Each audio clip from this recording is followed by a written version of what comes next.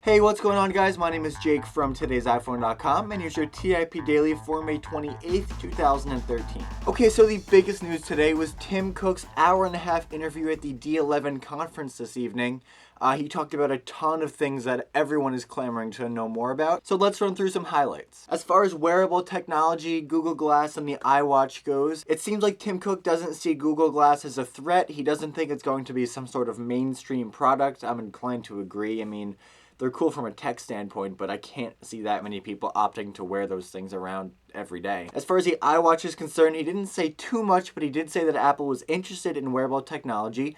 It is definitely where the market is going. Tim Cook talked about how he wears a Nike Fuel Band and that he thinks that wearable technology is very, very interesting. And he said something about the wrist being more natural than glasses, so it definitely seems like wearable tech is on Apple's radar. As far as iPhones with bigger screens or a budget iPhone are concerned, it's basically everything we already know. As far as big screens go, Tim Cook basically said some people like big screens, but you have to look at the bigger picture where, color quality, battery life, that sort of thing. And taking everything into consideration, Tim Cook thinks that right now, Apple's 4-inch Retina display is the best screen on the market.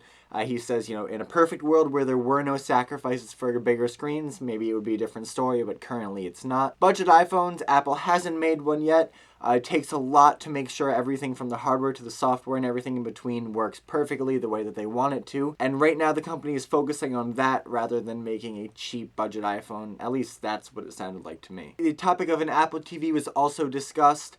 Tim Cook mentioned how the Apple TV set-top box has gained greatly in popularity in the past year or two.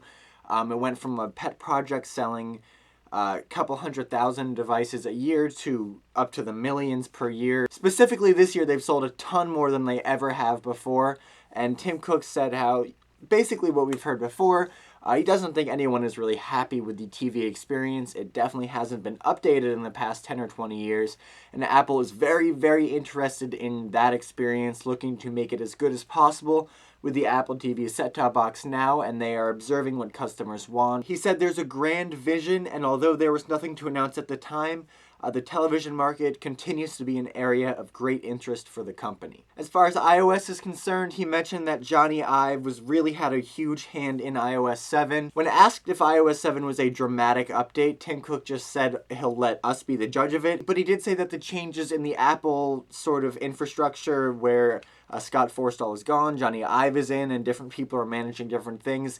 He says it's working a lot better. There's a lot more cooperation and collaboration between departments, and I'm really, really excited to see what Johnny Ive and the rest of the Apple team has in store for iOS 7. Well, those are all the highlights from the interview for me. If you're interested, you can check out Kyle's full, incredibly comprehensive post with videos, quotes, and his own writing down in the description below. Now, Tim Cook also mentioned something about Apple possibly being more open in the future with APIs as far as the keyboard and other aspects of iOS are concerned.